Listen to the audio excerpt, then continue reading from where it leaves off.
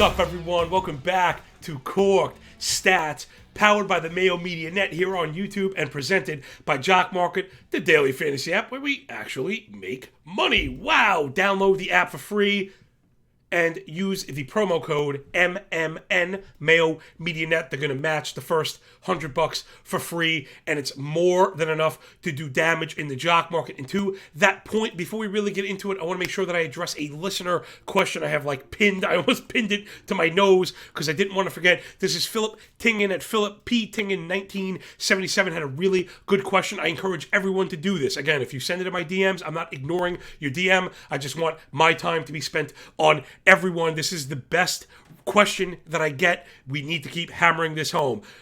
Let's get right into it. Okay, if a player is worth $1 at the time and I bid $5 for 3 shares, for example, does it put my bid in as $1 for 3 shares and work its way up until it hits 5 and then max out there? And the answer is yes. These are limit orders, so especially early in the day, overshoot the current bid. When you get really close, you don't have to really overshoot it too far. I like to be comfortable because I want the player share, meaning I'm not going 2 cents or 3 cents. I'm going to go 20 cents. Earlier in the day, yes, if you set a $5 bid and the player for some reason closes at $3, you get all of that money back. So that's a fantastic question, and another reason why Jock Market is so awesome, because we predetermine the prices and get the value back, opposed to other daily sites where the price is predetermined and then demand doesn't even change that price. So again, we often talk about the inherent leverage, and the reason why Jock Market is really the best way to build a bankroll. I think there's a place in a portfolio for DraftKings and FanDuel and all that stuff. I'm playing them every day, so I don't want to be a hypocrite nor knock those platforms. I just think it makes more sense to play those as winner take all. DraftKings is doing winner take all now, where who cares about 3rd or 4th or 5th place? Really ridiculous. You're kind of playing to bink, or at least I am. It's a 10-team parlay. It's all or none. Hopefully, we're going to get into that right now with the first pillar of profit, those daily stacks, prop plays for total bases, and Jock Market with some prices. Remember, please, if you like what I'm doing here, picking up what I'm putting down, please press the like button. I don't know why it matters as much as it does, but it does. So press that cartoon thumb. Let's get into it. The first place we're looking is those Seattle righties. Mariners offense coming alive as of late against Kyle Bradish for the Orioles. Man, he was so excellent out of the box, and then he's really kind of stumbled. I wondered if we've had a couple teams bring up maybe some youngsters, maybe before they were ready. Now we're up to a 7.31 ERA, 1.5 WHIP, plus 900 OPS in the year, 15 earned runs in the last 11 innings pitched, plus 1,100 OPS to righties. Yikes. Give me Ty France, Julio Rodriguez, and Kyle Lewis. If he's playing, keep an eye on him. They were talking about maintaining him, which is fine. He's perfect for Jock Market. He's going to be frustrating for fantasy, but Jock Market, when he's in there, or DraftKings, DFS, whatever, total base plays, he's going to be pretty viable. You know, he's looked good thus far. We're not really waiting for him to come around. We're just waiting for him to get filled in to the lineup card. Next up, it's pretty much everybody on Boston against Hunter Green, who I really like and we've recommended to add in fantasy, but he's more of a spot start kind of guy. You're looking for particular road starts in his division, which he's going to get. So I do think he's viable, right? Playing for the Reds, you're going to get him against the Cubs, you're going to get him against the Pirates at times, which is fine. But you don't want him when he's going up against the Red Sox like he is today. Yikes, check this out. 52% fly ball on the year, 13% barrel equals what, folks? 3 home runs per 9. Yikes, you really can't do that in the major leagues as good as he's looked. Righties have 11 of those 15 home runs, but because he's really a fastball guy, high velocity fastball, high velo in, high velo out. This is something else. Alex Verdugo, Kike Hernandez, Xander Bogaerts, J.D. Martinez, Rafael Devers, Christian Vasquez, and Trevor Story all have a better than 10% barrel rate on fastballs from righties this year. Oh my God, Hunter Green's going to be lucky to get out of the second inning, stack all of the Red Sox. Listen, like I said, I like Green, but he's in trouble today in Fenway. Last up, it's the Brew Crew. We're looking for the lefties against Kyle Hendricks. He struggled with that. That low velo stuff is not fooling the lefties. 5.20 ERA, 1.34 WHIP, 8.10 OPS on the year. Lefties in particular have gotten to KH, 900 plus OPS to lefties, 571 slug to lefties, and 9 home runs so far year to date. So we're going to be looking at Rowdy Tellez and maybe a couple other cheap options, Jace Peterson and Omar Narvaez. Now, those plays in the back end are particularly interesting, right? Because those are players where you could feel comfortable putting $450 out there. And if they go above $450, you don't want to pay that for Jace Peterson, even if he did pop on the model. And if he's not, then you get all the money back. One thing I do recommend that I did on the live show is when we're approaching the IPO itself, if you could do this on either the desktop or the phone app, is go to the Holdings tab, and it will put your current bid with the current price.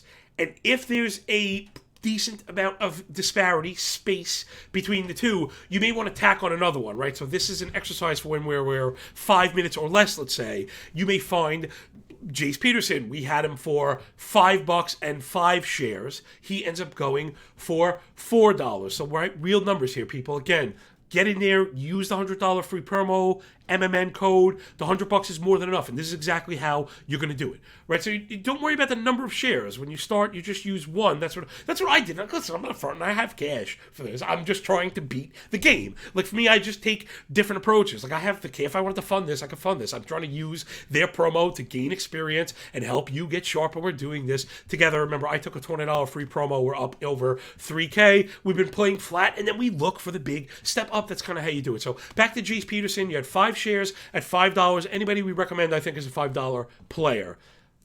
Remember, top share returns $25.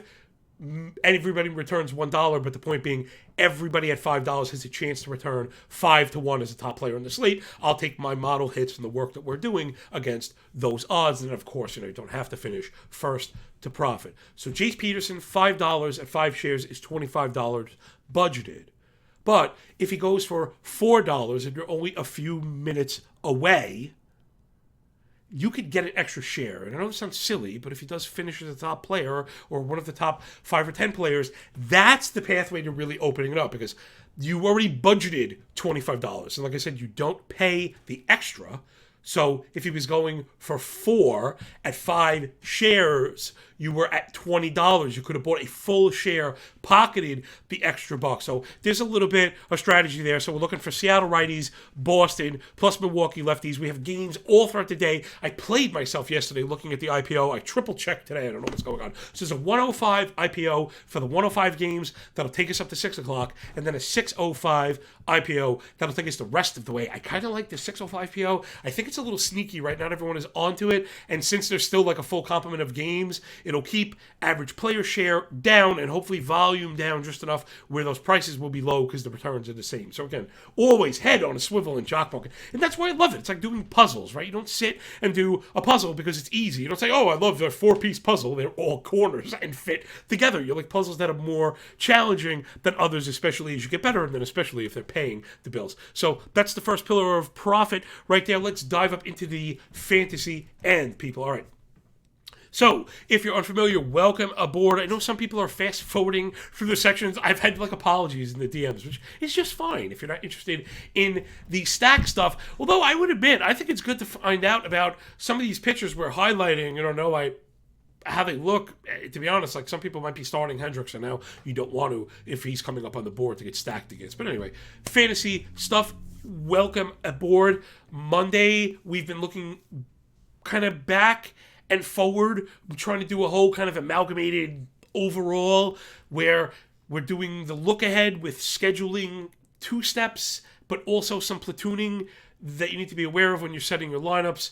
So it's a bit of everything. Tuesday and Wednesday, we dive through the advanced stat leaderboard. You see one up on the graphics right now. For the audio-only listeners, don't worry, we're going to get you through it. Yesterday, we did the starting pitcher side, came up with a couple names. I encourage you to go back and check it out. It's only 5 minutes. It's still pertinent for the whole week. And then today we're going to dive through the hitter leaderboard. I have access to some advanced stats that maybe not everyone else does. Then I have the ability to time sort them, and maybe not everyone else does. And a long story short, you're going to see 2 columns here. On the left, it's blast rate. On the right, it's WOBA. And I know these things do kind of overlap a little bit, something I've spoke about. I'm not really sure what the best 2 stats are. We're not necessarily looking for hitters that are not striking out for fantasy. So blast rate is definitively power. WOBA is a bit of everything, right? Because you got to get on base to do WOBA. So I'm hoping the 2 of them will cover enough of the offensive spectrum to highlight players that we should add. And then Thursday, tomorrow, make sure you tune in. We go around the entire diamond, and I have an ad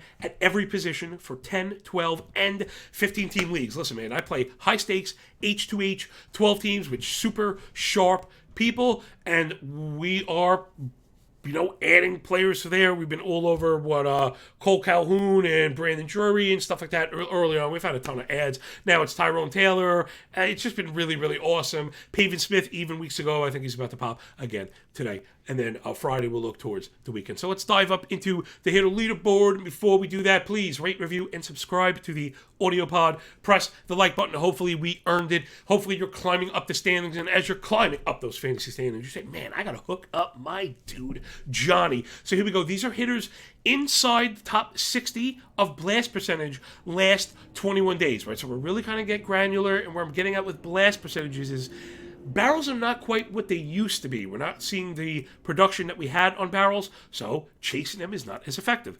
Blast, or the ideal subset of barrels, let's say the barrel of barrels, the Cadillac of barrels. So let's get through this list. Patrick Wisdom at the top, 14% blast rate is phenomenal. Edwin Rios, he was a big ad.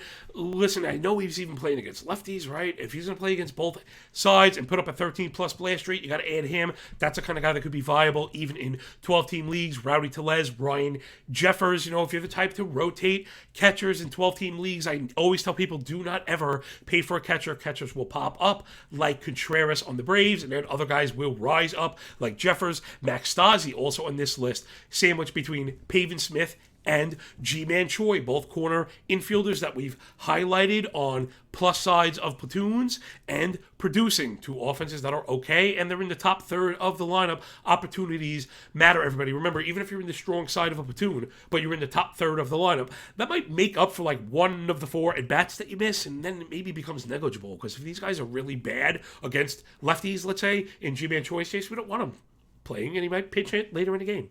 And then it's awesome. So everything is awesome. All right, back into the list. Before the dad songs keep going, right? They're pretty terrible, but hey, man, I live for the kids when I'm not doing this stuff. Christian Walker, Jake Berger, right? Moncada's out. There's a couple guys out for Chicago while he's playing. He would just be more of a short-term play. He's more of a daily kind of play. Franmil Reyes on the blast board. I know people are upset with him. I'm starting to turn the corner. Trevor Larnack must be added in all leagues, including 12 teams. And my boy Cole Calhoun, keeping it real. Harold Castro, Franchi Cordero, and Josh Naylor. Harold Castro, I was talking to my buddy Zach Waxman, overall online auction champ last year. We were talking about Castro, and he makes an interesting point that playing time has been spotty. Is the sample big enough? Man, in season, it's tough to wait for samples. We kind of have to jump on stuff early. And even if jumping on doesn't mean add, jumping on just means investigate now, right? So I think that's fine. It doesn't cost us anything to look into Castro. I think he's played 3 of the last 4 or 4 of the last 5. And again, you got to be quick if you're going to get on it. Why am I talking about Harold Castro again? Because you move over to the xWOBA leaderboard. These are players, again, inside the top 60 last 3 weeks. xWOBA, which again is an amalgamated stat combination of EV, LA, sprint speed, and kind of everything on base. xWOBA is really an excellent stat. Just be careful. It's not like what you should. It's just, I just use them in relation to the field. It's just descriptive. I don't think it's predictive, but it will tell you a guy's good. And I think that's one of the things that we're looking for. Again, I know I can oversimplify things maybe too much, but hey, brass tacks, nuts and bolts, that kind of stuff works for me. Let's get up into the list. It's Harold Castro at the very top, 412. That puts you among the very best hitters in the league. And again, if you can play your way into playing time, the thing we're most after are opportunities. Give me Harold Castro, at least must be circled. Christian Walker, he's on both boards. So if you have a 10% blast rate, plus 400 XWAL the last 3 weeks, you must be owned. Next up, Jonathan Daza on the Rockies.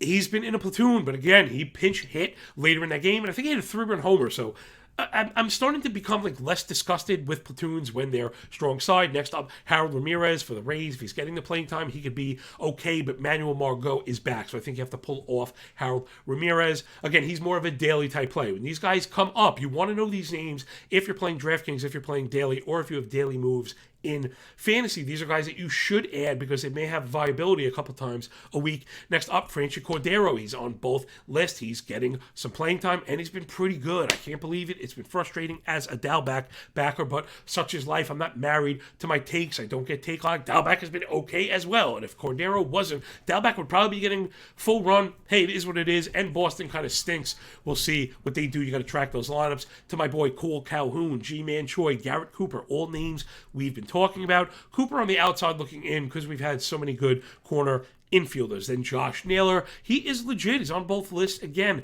So, time sorting helps because it will help to eliminate a guy that had a tremendous week. We know he had that tremendous game, and soon that will filter out of this, and that's kind of the point. So, I think you can add Josh Naylor, still viable in all formats. Ben Gamble getting playing time for the Pittsburgh Pirates, so I haven't really been able to get with him. Tyrone Taylor, absolute must add. I said that before it was time. He was awesome this week and the week before. He is going to be playing all the time. We had him in all of our preseason draft and holds, and it's funny how those teams can be so frustrating. I have teams that are in 10th and 11th place, and man, if only a couple of these guys would get run, and now they get run, and right, if you had the Lorenzo Cain, you're kind of out. You have the Tyrone Taylor, you have the next, 18 or 16 weeks left. Let's wrap it up with Brandon Drury, Brian Anderson, and Nico Horner. Nico Horner in particular is viable in every format. He might even be a 10-team MI right now. Really like Nico Horner. I really like the multiple eligibility, and he's playing all the time, and he's produced, and anybody that takes Corbin Burns' yard, even by accident, is doing something right. All right, let's get up into the betting board. Oh, the chiller. Oh my God, am I a fade? I've never been a fade in my life. This is maybe the first time fade me, I guess. Fade me at your own risk. Man, fade me. Jeez Louise. Man.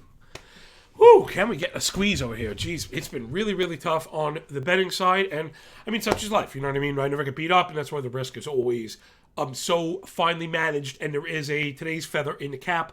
Today would be I lose, and it does happen, you lose in waves sometimes. It feels like peaks and valleys. I'm just waiting for that big shot, and for don't let us get hot, because the rebound from this is going to be insane. I can't wait. But the whole point is, until we hit there, you don't force your head into it. Don't keep smashing your head into the wall. Every time, because I tie units to percentage gain, if I'm ever down, let's call it 3 or 4% total, I just keep continually lower my daily risk until it becomes a point where you almost can't lose because you're not betting anymore. And that's it. So what? Okay, that's what it is. And that's how you keep quarters or bad halves from spiraling. And then when things start to turn, you just accelerate your risk, not beyond where you would in the first place, but back to normal. So you see how you can, the things that are in our control, we control, and I try and do that, man, with the utmost respect and, gentle touch, right? And discipline and objective, deployment, let's say. But it is part of it, right? So again, you make no excuses for losing. I don't swing the bat, but I also don't start going crazy, right? You're not going to say, I'm not going to start chasing and doing all kinds of nutty stuff. We're not doing that. We are completely staying within ourselves. It's only been a couple weeks of sucking, but we have sucked. Though the single plays have done pretty good. Yesterday, not so much. We got cracked wide open. I keep chasing Daniel Lynch. And then I thought, Giolito and Gaussman would be a a pitcher's duel, at least for the first 5. That one spun off the rails. All right, let's get into it. It's my boy Kyle Wright on the bump for those chopping Braves. It's a bit of juice, so I probably would not play this one as a standalone, but Madison Bumgarner kind of stinks. The Arizona offense is a bit better than I think people give credit for, but Kyle Wright has the distinct upper hand in this one. 2.68 ERA, 104 whip. The Sierra Wright at 3, 20% K- walk. The first strike rate up over 63, ground ball rate at 52. All the stuff you really want to see. Half a home run per 9. Flip side, yes, Bumgarner 3.35 ERA, 116 whip. All the surface stats are good, but 5.25 FIP, a 5 xFIP, a near 5 Sierra. I'm just not digging it, man. Single digit K- walk, single digit swing strike, 17% whiff, 88% in zone contact. If you let the Braves make contact, they're going to punish you. So I like the Braves today to beat up on the Diamondbacks. If you're going to play that one standalone, I think you could play that one for a cover. I didn't want to get too greedy. Then we talked about the Red Sox. I couldn't get away from the cover on this one. I just think they're going to roll up the Reds. Remember, the Reds do stink. They've been on a bit of a, they're getting up off the mat, but they still stink. They're going to get covered up, I think, pretty easily by Boston. The matchup is just really poor. Cincinnati's going to be feeding fastballs to one of the best fastball hitting teams in one of the best fastball hitting environments, and they use their best bullpen yesterday, meaning the Reds. I think they're in a lot of trouble. I don't know where. Even if Hunter gets 4 innings, I don't know where the other 5 come from. I think Boston scores like double-digit runs today. Then last up, it's Tampa Bay and Jeffrey Springs on the bump. I think the public hasn't really caught up to him yet. I was trying to add him in my home league that I mentioned as a spark, and I got clipped, right? So, again, don't be, kind of trying to dunk on home leagues being rubed out, because not always the case. Jeffrey Spring has been awesome. John Gray is not. 5.56 ERA. This is John Gray. 1.3 whip, the 9% walk rate. He lives in the middle of the plate. I just can't get down with him. The hard hit rate via Savant, 44%, 6% blast. Yeah, home runs haven't been there, but I think they're coming. The environment pretty good, but I think he's just going to get beat up by the Tampa Bay offense, which is not great, but Springs has been awesome. The Texas offense is pretty spotty. So give me the Atlanta Braves, Boston to cover it up, and the Flat Fish of Florida, those pesky Rays, pack them together. We got plus 460, though. A couple of these lines were a bit all over the place. You'll probably get this one around plus 500, which would get us at even for the week for once. Hachi Machi Liberace. This is just killing me. Trust me, I don't like to lose. But when you work this hard, it's the pathway to winning. And I think that's what everyone here at Mayo Media Net and the followers here really appreciate, right? That's what it's all about. We got to have a really good attitude. We want to have fun. We want to be definitive in our process that we have confidence in, but we also back up. Right? We're just throwing stuff at the wall, and when it works, and when it doesn't, we system hop. The system is built, the trust is there, the track record of success is there, and again, you just don't control outcomes. So when the outcomes are not going your way, you just bet less. And in the first place, second feather for today is really just this. And this has to do, again, with losing the most important part of being successful at betting. Anybody can win. It's very easy to win, right? It's just easy to win. If anything, winning is, the trouble is it might have you believe in how, getting you overconfident. But the feather is this. During the game, if you're losing and you find yourself upset after it's over, because I do like to hoot and holler during the game. I feel like that's a good way to release the pressure valve.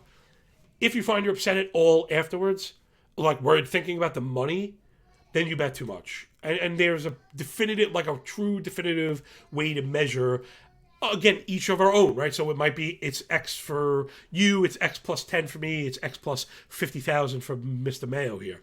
But the fact remains, when you're bothered, if you're bothered, and the flip side, if you're really excited about the money, unless it's like unless it's DFS, right, where you're purposely playing on, and the payoff is tremendous for the risk, then you're betting too much, because you just shouldn't be that high or low or any outcome. So that's really the truth. And that's why I'm able to bring this kind of, that's why I'm able to bring the smile every day. That's why I'm in such a good mood all the time, because I know I've also had some of my most successful betting years after terrible quarters. It's just what it is. Because again, when it was bad, I lowered risk. You can get down, where I'm, again, not to zero, maybe a 0.5% of total stack, which again doesn't sound like a lot. It's not.